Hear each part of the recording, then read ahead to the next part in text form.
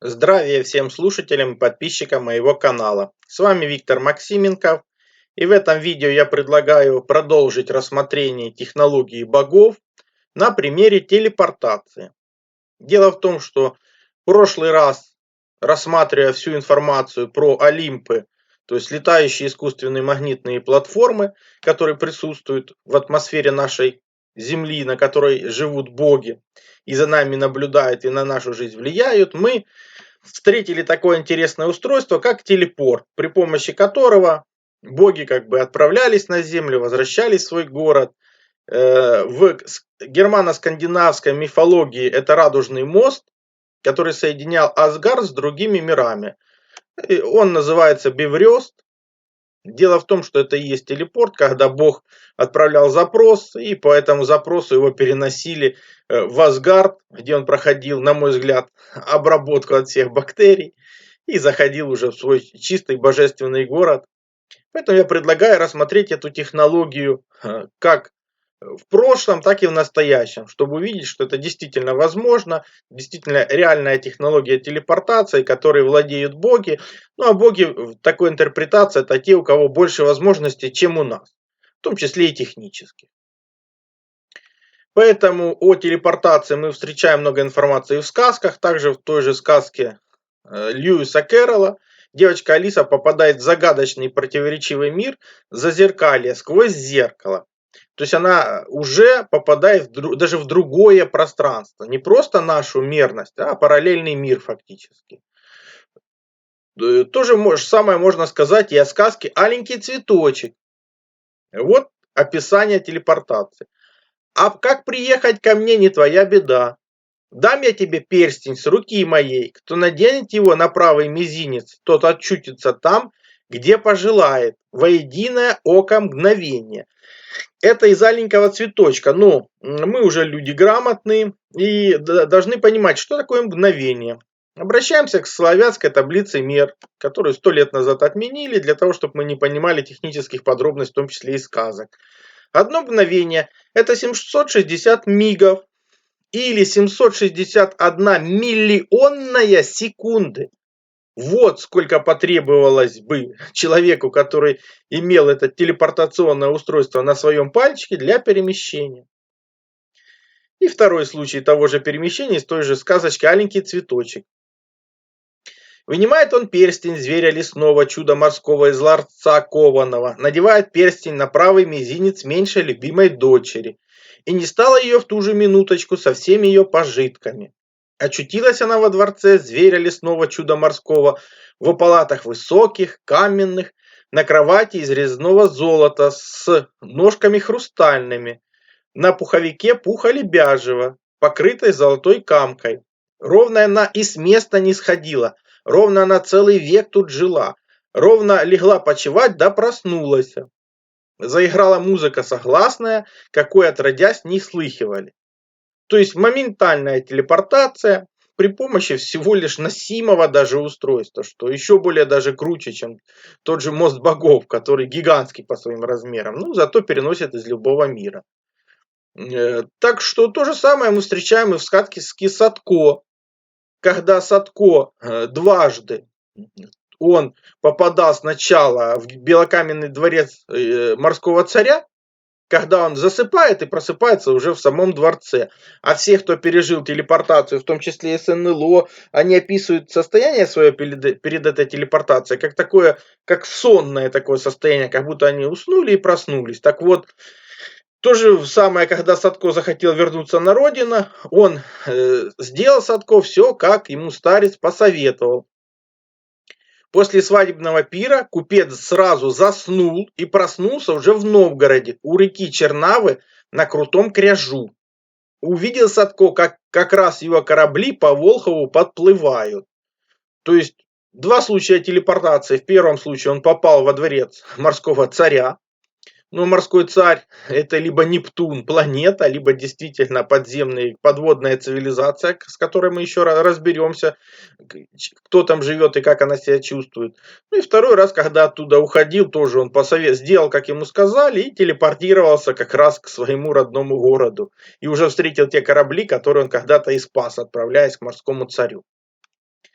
Ну а что говорят Веды?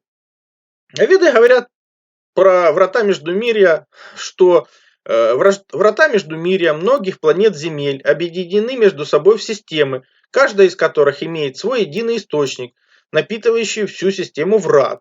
Во-вторых, каждый из этих источников имеет ограничение по мощности, что является следствием ограниченного качества и свойств материалов, используемых при создании этих генераторов поля. Таким образом, количество врат Междумирья, сидящих на каждой из подобных генераторов поля, ограничено и зависит от расстояния между планетами, Землями и качественным состоянием пространства между ними. Систему врат Междумирья можно представить в виде гирлянды лампочек на новогодней елке, где каждая лампочка врата Междумирья на какой-нибудь планете Земле. И все эти лампочки и являются как бы вратами Междумирья. То есть это транспортная система, которую наши предки использовали для сверхбыстрого перемещения. То же самое про эти системы. Вот существует описание, что раньше происходило космическое сообщение между Землей и планетами из других звездных систем, и определялись это все как дороги звезд, пути богов или дороги ситхов в космосе. Одна из них, путь богов, проходила через созвездие Овна, Плеяд, Большой Медведицы в северно-небесной полусфере. Другая дорога звезд, путь Питов, пролегала через созвездие Скорпиона, Стрельца и звезду Канопис в южной стороне Вселенной. То есть это описание из индийских уже вед, то есть вполне возможно, что это не только телепортационные направления, но и направления торговые для перемещения так бы же, летательных аппаратов.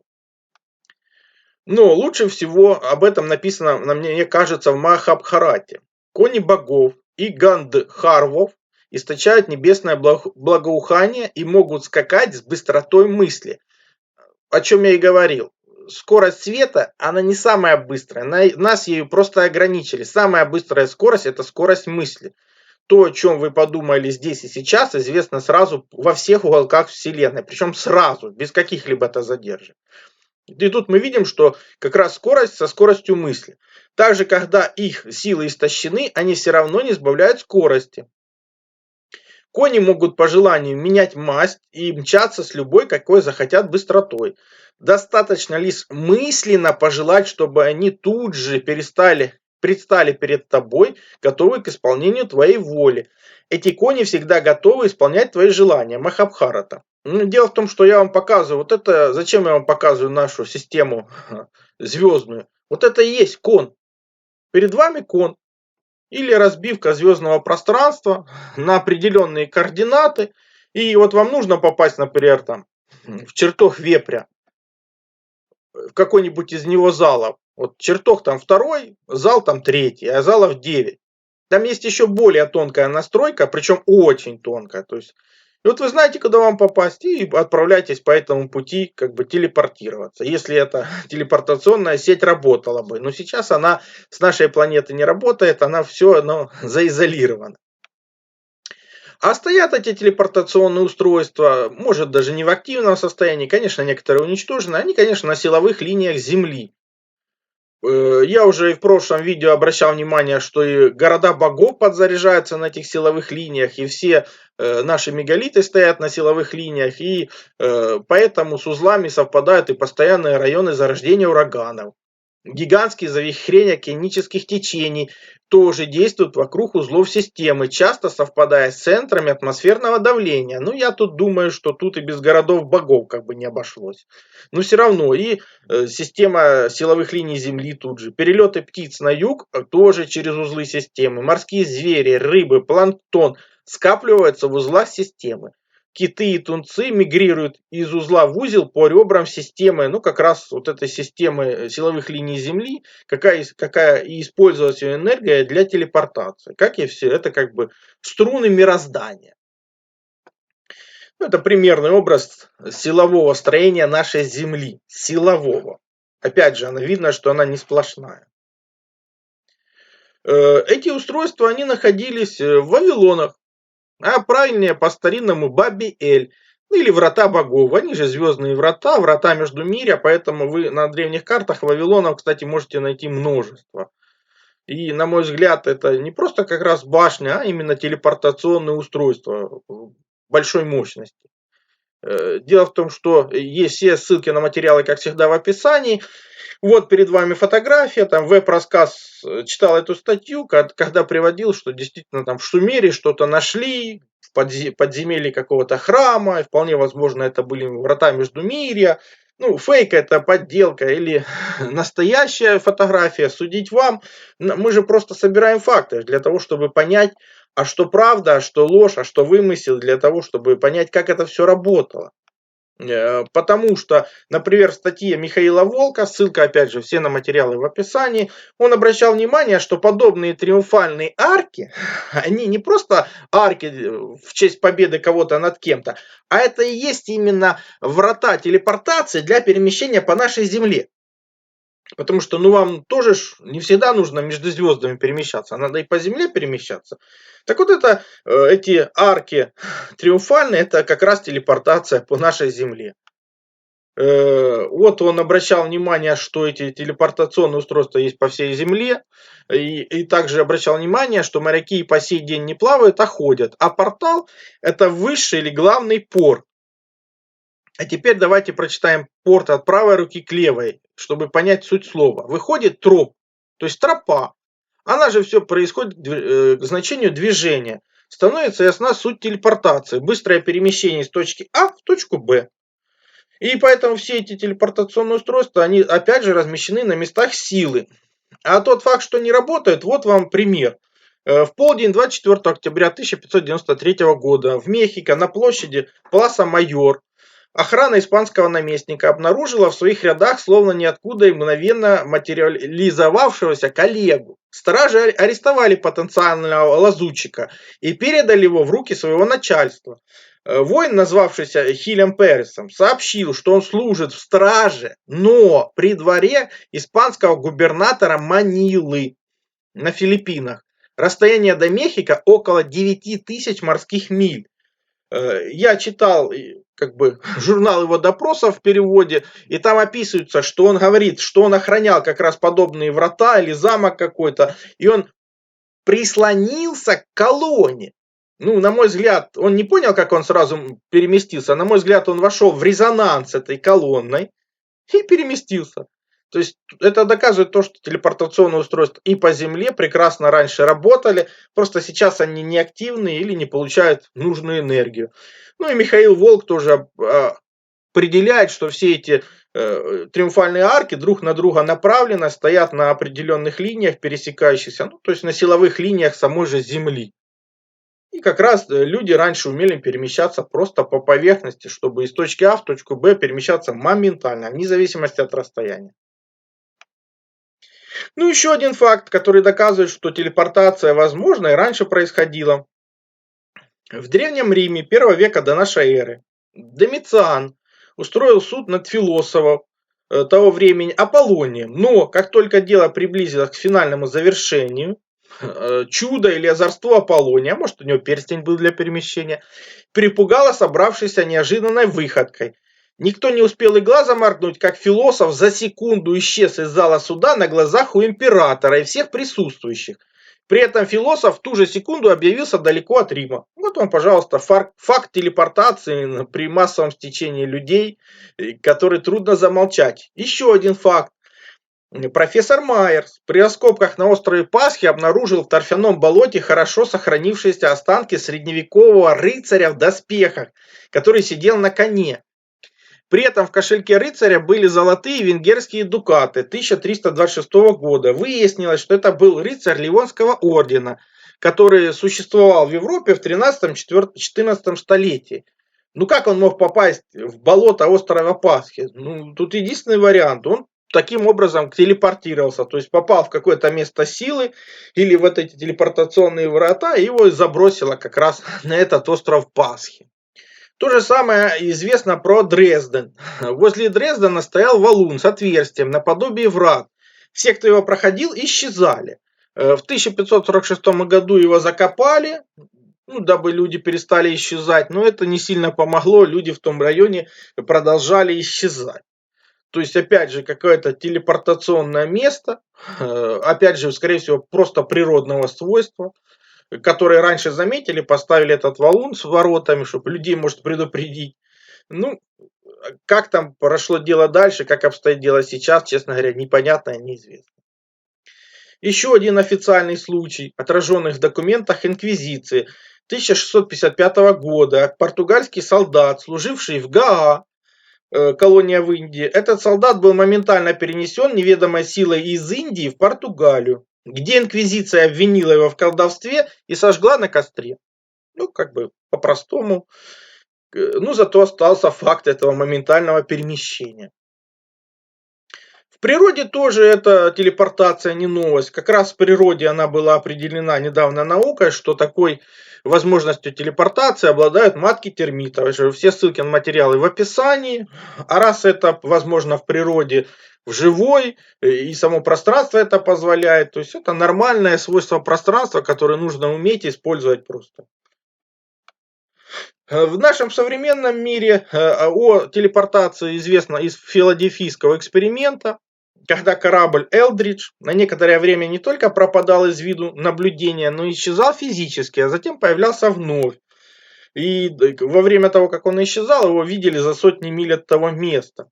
То есть результатом стала дематериализация, телепортация корабля в буквальном смысле. Ну, из-за того, что эксперимент как бы производился неумело, то множество людей погибло, пострадало, поэтому этот проект официально, по крайней мере, свернули. В современной же науке в 1997 году такой первый телепорт случился именно с фотонами. В 2012 году уже китайские физики за 4 часа смогли телепортировать 1100 фотонов на сотню километров. Сейчас же рекорд, опять же, который установили китайцы, рекордная квантовая телепортация выполнена на расстоянии 1200 километров. Но это фотоны пока, мельчайшие частицы. Но сам факт, что в науке подобные технологии, они уже как бы не новы, уже понятно, что это существует и возможности такие есть. То же самое на это обращает внимание и Петр Горяев. Опять же, все ссылки на материалы в описании. Переходите, познакомьтесь. Он описывает, что и телепатия, и телепортация это нормально и возможно. Просто людям нужно осваивать эти технологии. Давайте делать выводы. Они простые. Телепортация это природный эффект мест силы Вселенной, который древние цивилизации научились использовать в целях быстрого перемещения в пространстве. Множественные источники как древних цивилизаций, так и современной науки подтверждают такую возможность. То есть все надо изучать, использовать, и древние знали, и те, кто этой возможностью пользуются, они боги по отношению к нам, потому что у них сверхвозможности по отношению к нам сегодняшних, и только просвещение нам поможет все это вернуть на круги своя. Ссылки на представленные материалы, как всегда, в описании под видео. Если у вас есть подобные же материалы интересные, бросайте их в ссылках к ролику, в комментариях. Это только приветствуется для того, чтобы собрать максимальное количество полезной информации. Под каждым видео есть вот такое вот описание. Там кнопочка «Еще». Нажимаете ее и откроются все ссылки. Но еще под каждым видео закреплен мой комментарий для тех, кто хочет помочь в создании новых видео. Отдельная благодарность тем, кто помогает и материально. Также переходите на мой сайт, ссылка есть в первом закрепленном комментарии под каждым видео. Там размещены мои статьи, в том числе и запрещенные на других платформах. Плюс там же существует и магазин. Магазин существует для тех, кто хочет и может поддержать мою деятельность, для того, чтобы я ее и продолжал. Я же смогу вам содействовать в том, чтобы вы узнали свое предназначение по дате рождения, либо освоили силу живой воды, проводили измерения, которые помогут понимать, что вы едите, что пьете. Плюс получили лучшие натуральные витамины, именно Иван-чай. Плюс, опять же, сила живой воды – это водород и озон. Именно эти две структуры воды помогают нам сохранить здоровье и вылечиться от любых болезней, потому что они универсальны, подходят как одному человеку, как и всем членам семьи. И один раз купленные не требуют других расходников. Плюс, например, детектор электромагнитного излучения. Мы все живем в городах, а там огромное количество электромагнитных полей, и имея эти простые измерительные приборы, вы сможете не попадать под их влияние, а значит будете меньше болеть и дольше просто проживете без лекарств.